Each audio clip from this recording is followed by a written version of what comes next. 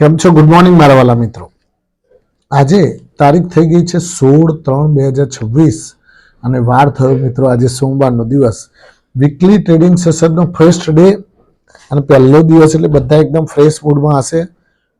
શનિ રવિ રજા ગઈ, રજાના દિવસે થોડું એન્જોયમેન્ટ, થાક ઉતાર્યો અને પાછા રાબેતા મુજબ સોમવારે કામે આવી ગયા. અને આજે પાછું ભોળાનાથનો દિવસ છે. હર હર મહાદેવ.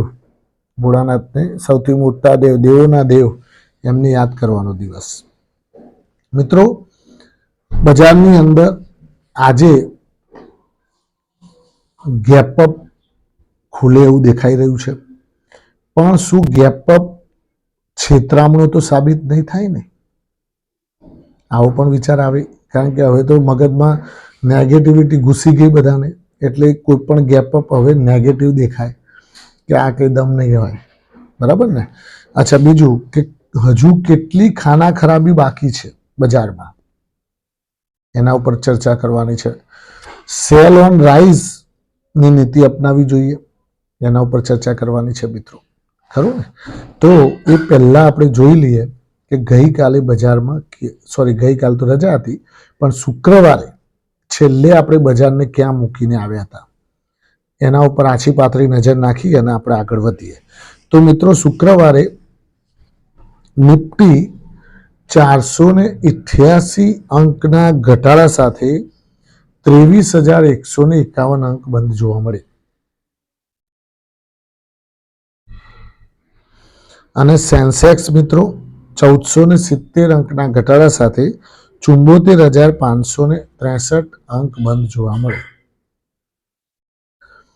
ગઈકાલે એક મિત્રની કોમેન્ટ આવી હતી, બહુ સરસ કોમેન્ટ હતી કે જો આમના આમ નિફ્ટી 400-500 અંક રોજે રોજ પડી જાય રોજે રોજ, તો ફક્ત 58 સેશન લાગે ઝીરો થતા.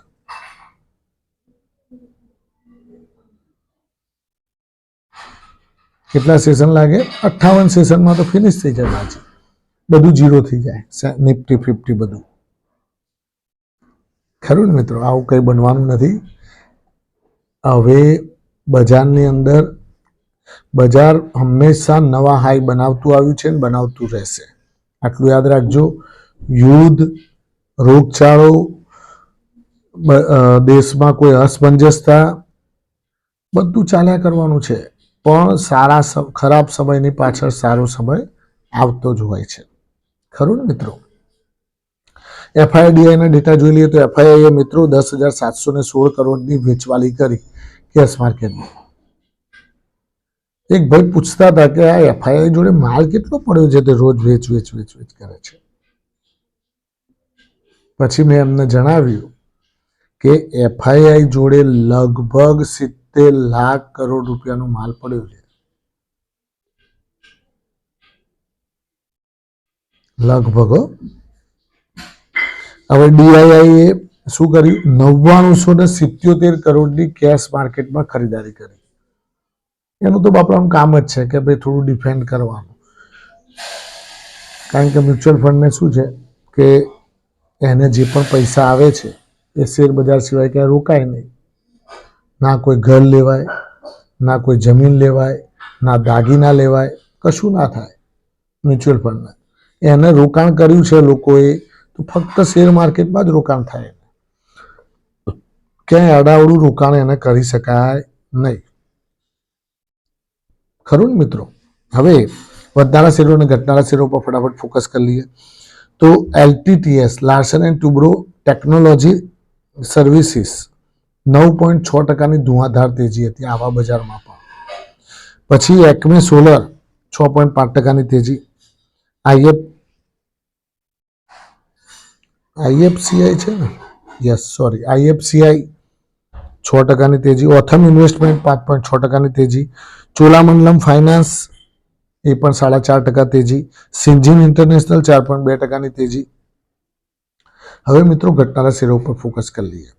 તો ક્રાફ્ટ્સમેન ઓટોમેશન ઘટવામાં પહેલા નંબરે હતો, 9.3% નીકળી ગયો.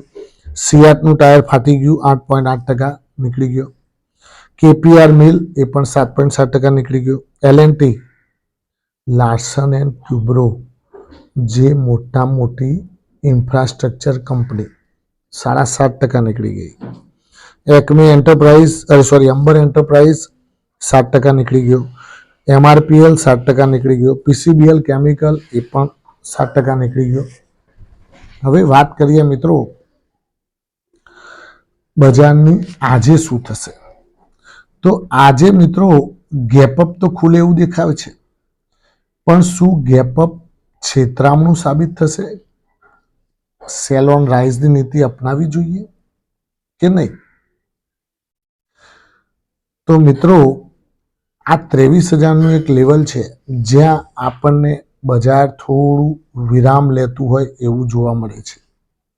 સહેજ વિરામ લેશે પણ બહુ પછી આવું ને આવું ચાલશે ને, અને ક્યાંક નથી ને વધારે ખાના ખરાબી થશે એટલે પાછું તોડશે. થોડો મલમ લગાવવા માટે આવે આ લોકો, ખરું ને? એટલે એવું પણ બની શકે કે હવે આજથી જ બજાર અહીંથી રિવર્સ થવા લાગે, આવું એ બને. એટલે મિત્રો હજુ પણ જ્યારે ડીપ મળે, લોંગ જર્ની લોંગ ઇન્વેસ્ટમેન્ટ વાળા વ્યક્તિઓ જેને રોકાણ કરવું છે લાંબા ગાળા માટે, એ પછી બહુ લાંબી રાહ જોવાની જરૂર નથી. 2% 3% કરીને એડ કર્યા જાઓ. નીચે આવે એટલે હજુ લેવા મળશે, નીચે આવે એટલે બીજા એડ કરવાના. પણ ઇન્વેસ્ટમેન્ટનો મોકો અત્યારે આવ્યો છે લાંબા ગાળાવાળા માટે. કારણ કે નિફ્ટી ક્યારે રિવર્સ થશે કોઈને ખબર નથી. મારા બેટા આમ ઝૂમ કરીને ઉપાડી લેશે તો બધા જોતા રહી જશે કે હવે હારું મેં તો નીચેના ભાવ બતાવી દીધા, હવે કોણ હાથ નાખે આમાં?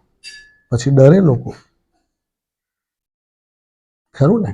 એટલે બજાર ક્યારે બાઉન્સ થશે, ક્યારે રિવર્સ થશે કોઈને ખબર નથી. અને શેર માર્કેટની એક વસ્તુ યાદ રાખવાની કે દરેક ઘટાડો એ વધવા માટેનો છે અને દરેક ઉછાળો એ ઘટવા માટેનો છે. જ્યારે મંદી આવે ત્યારે સમજવાનું કે તેજી આવવાની છે, એટલા માટે મંદી લાયા છે આ લોકો. તેજી કરવી છે આ લોકોને. તેજી કરવા માટે પછી કારણો ભેગા કરશે. એ કારણો ભેગા કરવા ગયા છે આ લોકો કોથળો લઈ. ત્યાં સુધી આ બાજુ મંદી કરી લેશે. મંદી કરે અને પછી ધીમે ધીમે ધીમે ધીમે ધીમે તમને ખબર પણ નહીં પડે, તમે જોતા જ રહેશો અને સડસડાટ બધું હેડવા માંડશે.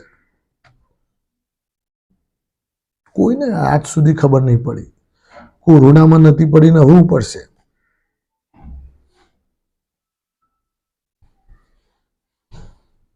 કોરોનામાં JSW એનર્જી કોઈએ લીધો તો 50-60 રૂપિયામાં, અત્યારે 500, 400, 500 રૂપિયા ભાવ.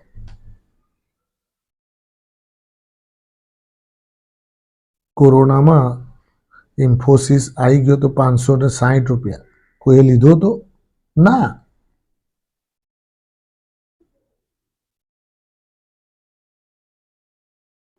એના પછી તો એક ડબલ થઈને બોનસે આપી દીધું. એટલે આ બધી વસ્તુઓ કોઈને ખબર જ નથી કે ક્યારે ક્યાં બાઉન્સ થવાનું છે. બહુ જ રેર લોકો એવા હોય કે જે નીચેના લેવલે પકડી અને પછી બેસી રહે.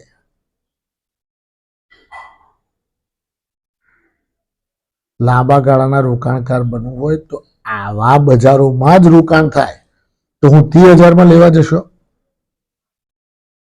નિફ્ટી 30,000 થઈ જશે ત્યારે લેવા દોડશો કે લાવ લાવ લાવ, એટલે એ વખતે તો તમારે લાખ રૂપિયામાં 5 શેર જ આવશે. આ બોસ ને બધાની વાત કરું છું.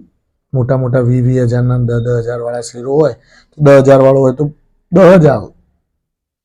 અને અત્યારે સ્કેલ ખુલ્યો છે, અત્યારે એ શેરો 20 મળે એટલા જ પૈસામાં.